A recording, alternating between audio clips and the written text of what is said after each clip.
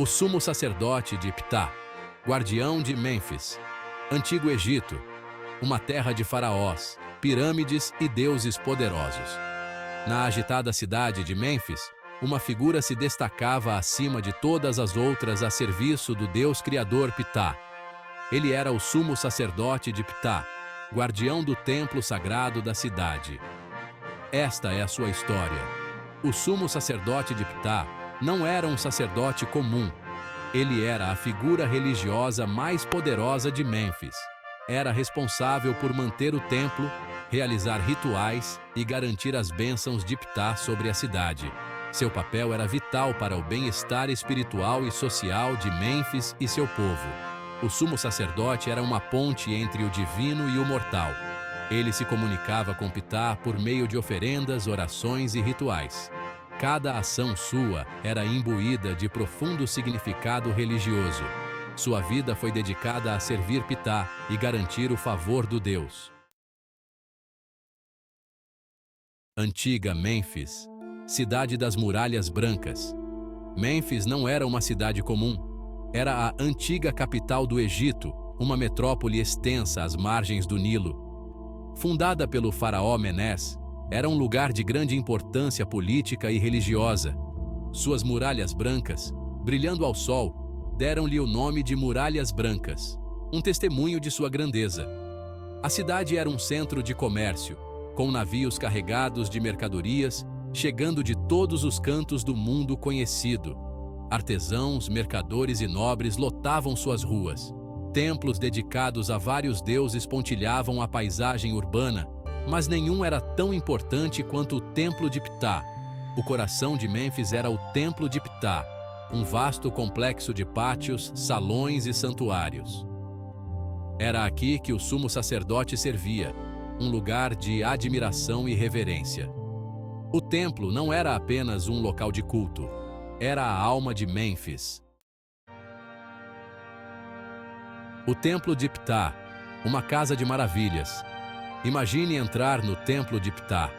Pilares imponentes, adornados com entalhes complexos, alcançam o céu. A luz do sol entra pelos espaços entre eles, iluminando o espaço sagrado dentro. O ar é denso com o cheiro de incenso, um lembrete constante da presença divina. O templo era uma obra-prima da arquitetura egípcia antiga. Suas paredes eram cobertas com relevos coloridos, retratando cenas da mitologia e da vida cotidiana dos sacerdotes. Estátuas de faraós e deuses montavam guarda, seus olhos parecendo seguir cada movimento seu. Nas profundezas do templo ficava o Santo dos Santos, o espaço mais sagrado. Somente o sumo sacerdote podia entrar neste santuário interior, onde residia a estátua de Ptah. Era aqui que os rituais mais importantes eram realizados, escondidos dos olhos do comum. Seção 4. Os deveres sagrados do sumo sacerdote. O sumo sacerdote de Ptah era um homem de imensa responsabilidade.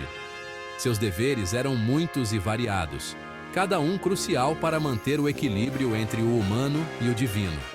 Ele era o intermediário entre Ptah e o povo, garantindo o favor contínuo do Deus. Todas as manhãs, o sumo sacerdote entrava no templo antes do nascer do sol. Ele se purificava com um banho ritual e vestia novas vestes de linho.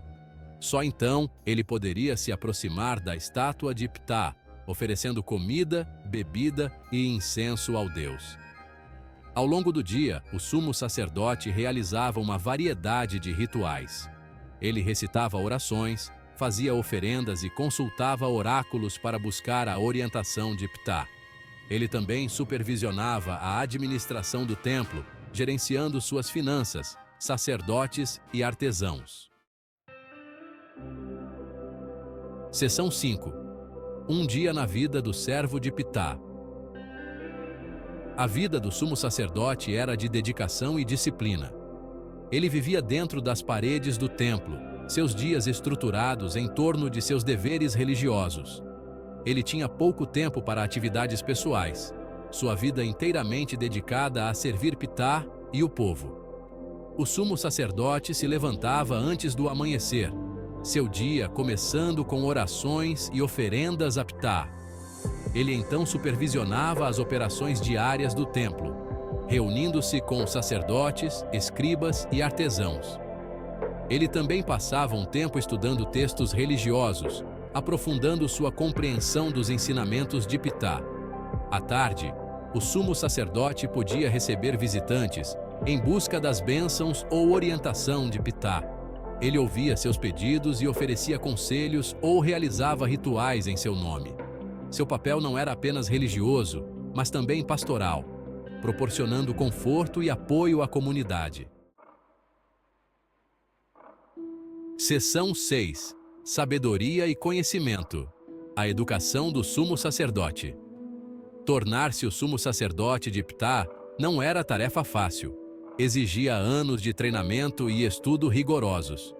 Os aspirantes a sacerdotes começavam sua educação ainda crianças, aprendendo a ler e escrever hieróglifos, dominando rituais religiosos e estudando textos antigos. Esperava-se que o sumo sacerdote fosse um estudioso, um especialista em todos os assuntos relacionados a Ptah. Ele teria memorizado incontáveis hinos, orações e rituais.